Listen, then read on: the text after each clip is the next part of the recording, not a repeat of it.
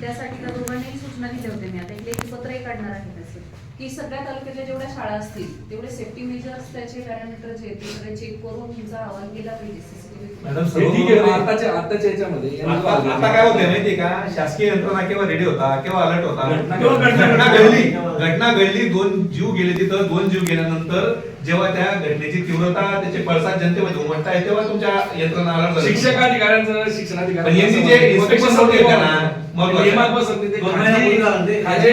आम्ही ते काही करू शकत नाही. हे कुठले उत्तर गावच्या शाळेच्या बाजूला हे पाणी टाकी 2 महिने अगोदर त्या ऑगस्ट पासून अर्ज दिलेला आहे. शालेय समितीने अर्ज दिला. विशेष म्हणजे तरी सुद्धा प्रशासनाच्या वतीने व्हिडिओला काल माहिती झालं की व्यवस्थेकडे व्हिडिओ झाला असतो ते आज त्या ठिकाणी विहीर आहे, बाजूला पडकी जीर्ण पाण्याची टाकी आहे.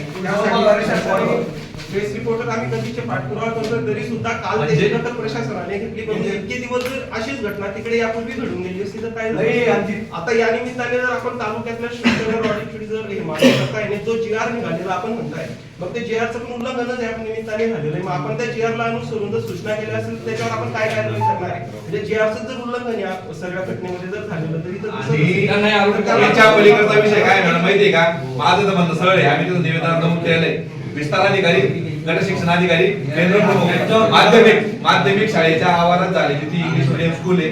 यांनी माध्यमिक शाळेचं ऑडिट केलं नाही का? मग ऑडिट केलं तर मग ते कसं केलं, आणि केलं तर मग दोषींवर कारवाई का केली नाही, आणि केली तर मग त्या ठिकाणी शौचालय, मुतारी, तुमच्या पिण्याच्या पाण्याची सोय, या सर्व सोयी व्यवस्थित होत्या का न होत्या याचं त्यांनी लेखापरीक्षण केलं का नाही केलं.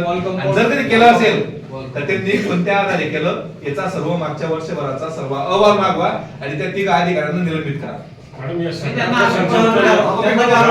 प्रश्नाचं उत्तर हेच देऊ शकला असेल चौकशीच्या माध्यमातून. मग प्रश्नाला त्यांची कस्टडी का गरजेची वाटते नाही, हा सगळ्यात महत्वाचा प्रश्न. त्यांची कस्टडी मागितली, कस्टडी मागितली नाही म्हणून पोलीस कस्टडी मागितली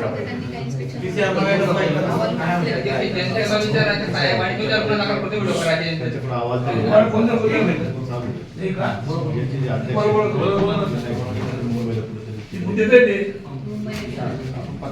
गोष्टी मागणार त्या दिवशी आता आम्ही नागरिक आमचे बाळ गेलेलं आहे. आम्ही तिथे विचारणा केली शाळेमध्ये, तर साहेब आमची व्हिडिओ करायचे सांगायचे तुझं नाव का विचार गुन्हा दाखल करतो. कुठलं करायचं काम झालं मॅडम? मित्रांनो आमच्याकडे मॅडम आमच्या अंगाशी काय आलेलं आहे, आमचं काय तिथे अडचण होत आहे. आमचं राहून साहेब आमची व्हिडिओ करायचे, तुमचं नाव सांगा, तुमच्या गुन्हा दाखल करतो. म्हणजे हे मॅडम घाबरत मॅडम बरं का, तुम्ही ते मान्य करायचं नाही मान्य करायचं ठीक आहे, पण तुम्ही माझ्या समक्ष तिथं काय बोलले की बोलटेकची पुनरावृत्ती या ठिकाणी इथं एक मी नाही. बरं ठीक, मला बोलायचं, ऐकून घ्या तुम्ही बोला. भडगावच्या इतिहासात अशा अनेक घटना झाल्या, अनेक पीआय पण बदलून गेले. मी माझ्या स्वतःच्या 16 वर्षाच्या राजकीय कारकिर्दीत 13 पीआय बघितले. पण भडगावचा इतिहास असा आहे की आम्ही जेवढं प्रशासनाला सहकार्य करतो तेवढं प्रशासन बी जनतेला सहकार्य करते. पण त्या ठिकाणी तुम्ही जे सांगत होते ना बोलटेकची पुनरावृत्ती होईल, शेवटी आम्ही सर्वसामान्य नागरिक आहेत, आमच्यावर लाठी चार्ज करा तुम्ही. तुम्हाला जीव प्रशासनाची हे बघा आता शब्द काय होतं हे बघा साहेब, अनेक लोकांनी ऐकलेलं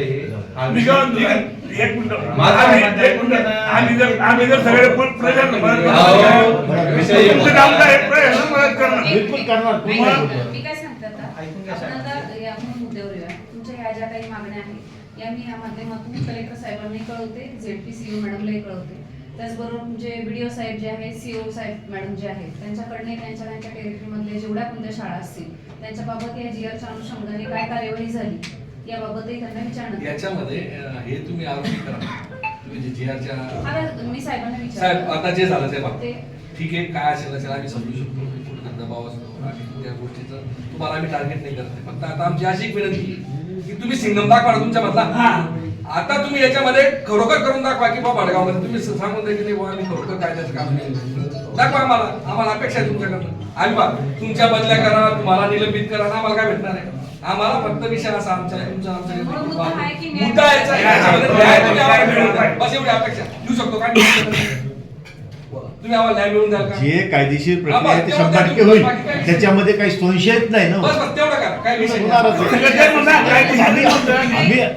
काय सांगितलं साहेब, तुम्ही वेगळ्या आम्हालाही सांग- गेला असाल, पण त्यावेळेची वेगळी नाही. लोकांची मानसिकता वेगळी. त्याच्यामध्ये एकच साहेब तुम्ही कोणाला काय करावं लागणार आणि तिथे कोणाची चुकी आहे तुमच्याकडे आणि बरं कसं आहे, या तपासामध्ये आयोगांना स्पष्ट अधिकार आता आरोपी वाढवायचे. जे जे शिक्षणातले शासकीय कर्मचारी जनतेचा पगार घेऊन जनतेची दिशाभूल जे करताय ना त्यांना पण आरोपी करा. त्यांना प्रोसिजरने करावं लागते, Procedure परवानगी करा, घ्यावी लागते. तुम्ही आता करा. direct कारण करता तुम्हाला येईल. सांगायचं जे संबंधित मला अधिकारी असं म्हणायचं साहेब, बिलकुल. आपण त्या जागेवरती त्या कुटुंबाच्या जागेवरती त्यांच्या पालकांच्या जागेवरती आपण राहून बघायला पाहिजे. विचारायचं- एवढी एक बिलकुलच प्रश्नच नाही. आज आमची विनंती आहे, बाकी 100% आम्हाला वैयक्तिक कोणाची मतभेद आमची कोणाची नाही. हे बघा त्याला पोरांना ना समाज समजत होता ना जात समजत होती ना काही समजत होतं, त्यांना फक्त एकच समजत होतं की रक्त त्यांचं भगवं आहे. बरोबर. विषय काय होता, सगळ्यात महत्वाचा विषय काय होता, याच्यामध्ये एकच म्हणणं आहे, आम्हाला त्याच्यामध्ये कुठलीच गोष्ट आणायची नाही.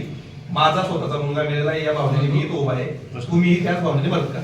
100%. मॅडम फक्त एक विनंती राहील की तुम्ही ज्या पद्धतीने जिल्हाधिकारी त्यांच्याकडे पत्रव्यवहार करणार आहे तसा एक पत्रव्यवहार करा की वाढीत बरं का? बॉडीवर कसं ते, कारण की बाकीच्या संचालकांना अटक झालेली आहे. म्हणजे याच्या अर्थ ते गुन्हेगारी पार्श्वभूमीचे आहेत आणि जी आता एसआयटी चौकशी चालू आहे शाळांची अवैध भरती म्हणून, त्याच्यात त्यांचंही नाव आहे. म्हणजे यांची प्रवृत्तीच गुन्हेगारीची आहे याच्यावरून. दिलंय ना? यांचं हे 6 लोकांनी बोगस भरतीमध्ये नाव आहे असं. तुम्ही एक हे करा. सहा लोकांची आणि बोगस भरती. जो सीसीटीव्ही आहे मला तुम्ही पाहिला असेल की त्या दोन पोरांच्या गेल्यानंतर दुसरे 2 पोर अजून चालले होते, पण ते रिटर्न आलेले आहेत. म्हणजे मॅडम तिथं 2 जणांचा नाही तर 4 जणांचा बळी गेला असता. अजून 2 लहान बालक मॅडम तिथून 2 लहान बालक रिटर्न झालेली आहेत, नाही तर ते सुद्धा 2 म्हणजे 4 घटना घडल्या असत्या तिथं. त्या सीसीटीव्ही मध्ये स्पष्ट दिसतंय. घटना घडतील पण त्याचा उपचार काय आहे पुढं? आपले सुमाईचं ते चालू आहे. एक मिनिट. बोलतात त्याला बरोबर. नेहमी प्रशासक हे आहेत इकडे बोला. मॅडम एक मिनिट, माझा विषय एक आहे. दिवसा बच्चा असता आपण मोठा करतो, लापरवाहीमुळे एवढा विषय घडला माहिती का तुम्हाला? मग हा विषय आमचा गंभीर आहे, आम्हाला बाकीचे काही विषय नकोय. आपले गेले लोकांचे नको जायला.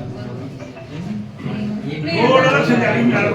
सोपने काही मैडम वार्ड नंबर 3 में बारवाड़ी थी लेकिन बंद हो गई। अगर वो गिरेगी तो कोई बच्चा उसके अंतर्गत जाएगा। अभी ऐसी पोजीशन है, आप चल के देखिए अहो या वार्ड नंबर 3 में वो बारवाड़ी।